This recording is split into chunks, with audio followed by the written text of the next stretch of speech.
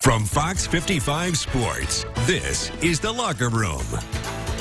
Good evening, boys and girls. Welcome inside the locker room. You know the drill. He's Peter. I'm Justin. As always, thanks for making us a part of your Friday night. Yeah, got a good show stacked up for you. Justin goes one-on-one with new Comets head coach Ben Boudreau, plus 10 Caps back at Parkview Field tonight, playing well. Full highlights from Caps versus Loons on the way. But we begin, Jay Prince, on the high school diamond. Weather permitting, several high school softball and baseball teams hoping to play two tomorrow. Semi-state for the ladies, regionals for the fellas. And on the baseball side of things, this is familiar territory for the Carroll Chargers.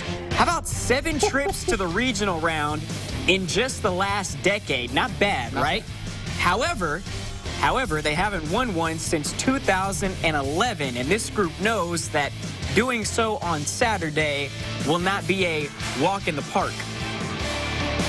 Our message is the same every year come tournament time, and we just tell them it's never easy, whether it's first round sectional or the sectional championship or regional, whatever it is, but it's never easy to advance come tournament time. So they've heard that.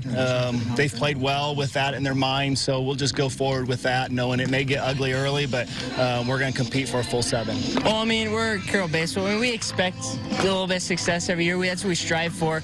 So we just got to keep things the same, keep driving in practice, and pushing each other and have a little fun here. We just have to keep our heads down and keep working. That's one of our coaches has been preaching all week. Heads down, keep working. We can't be up and down on a roller coaster of emotion.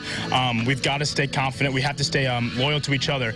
That's a big thing. We've got to trust each other in the field. Our pitchers have to throw strikes, and I believe that we will. So if they throw strikes, we play good defense, we're pretty set.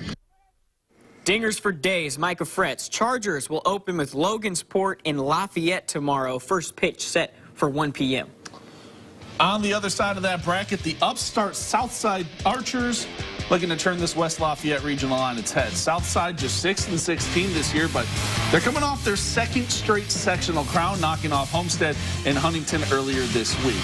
They know it'll be no easy task taking the regional, but they feel ready for the challenge.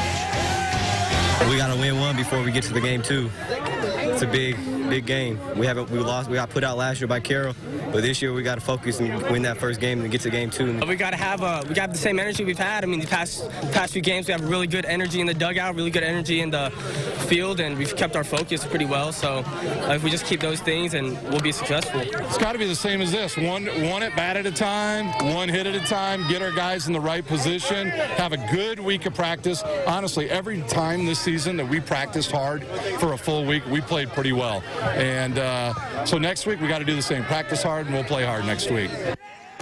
That, of course, tomorrow. First pitch between Southside and Hamilton Southeastern, set for 11 a.m. at Loeb Stadium in West Lafayette. To Class 3A now, New Haven Bulldogs coming off a thriller of a sectional title against any 8 foe Leo. Dogs topped the Lions 3-2 to claim their first sectional crown since 2011. Next up is regionals. New Haven drawing Yorktown in the late game at Garrett. Shout out to the IHSAA for giving us a somewhat local regional this year. The boys in purple and gold say they're excited, they're ready as they look to win this round for the first time in 8 years. The excitement level is at an all-time high. I mean, we came to the season kind of not knowing how it's going to go. Lost a lot of seniors last year, a lot of key seniors. We're just happy where we're at now, and I honestly think we can do a lot of damage going through. After a big win against Leo this past week, winning a sectional championship, our confidence is really high. We struggled kind of in the middle of the season when losing some games, but we really came together as a team, and I think we're ready to stay competitive throughout regionals. We have to be prepared and make the routine plays and keep ourselves out of trouble in that respect. So I don't know if there's a mindset so much as just being disciplined on Saturday. I think we have some great confidence. I really feel like we can, if we just play our game, we can beat any team around. If we keep playing at the level we played last weekend, we can beat anyone. Our director, Zach, asked if Tim Jordan is related to Michael Jordan. We'll have to check on that one. First pitch between New Haven and Yorktown set for 1 p.m. tomorrow at Garrett. On the other side of that bracket, 2 local teams will square off for a spot in the title game. It'll be Jay County taking on Angola. Patriots eyeing back-to-back titles. The Hornets looking for their first since 2004.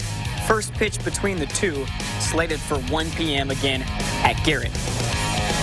Down to Class 2A, another surprise team in the regional round here after topping the state's 7th-ranked South Adams in the sectional title. Bluffton is back in the round of 16 for the first time in a decade. The Tigers have never won a regional title. We'll have to get through LaVille at 10 a.m. at the Whiting Regional to get there. The winner of that game will face either Whiting or North Newton in the regional title game. That'll be at 6 p.m. Staying in Class 2A, Wabash getting ready for their first trip to regionals in almost 2 decades. Apaches got to this point by winning 3 games in sectionals, including a 6-2 semifinal win over 5th-ranked Lewis Cass.